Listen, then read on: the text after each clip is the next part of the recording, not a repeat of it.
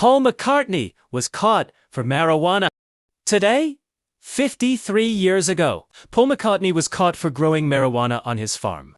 On March 8, 1973, Scottish police discovered cannabis plants growing on Paul's farm in Campbelltown, Scotland.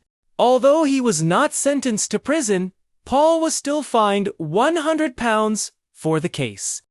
In his interview with the BBC, Paul explained that the incident was unintentional.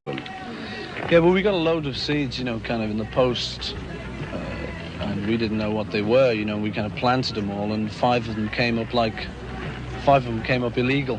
However, this is not the first time Paul has dealt with the police because of marijuana.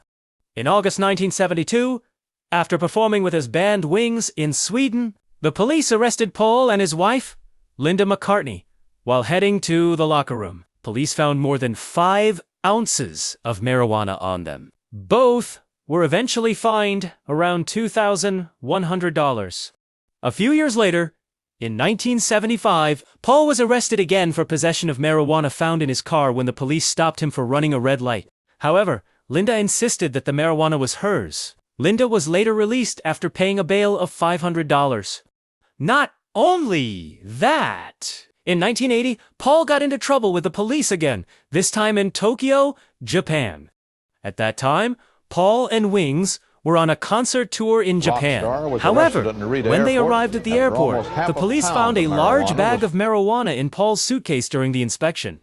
Although Paul said that the marijuana was only for personal use, the police still detained him on charges of drug trafficking.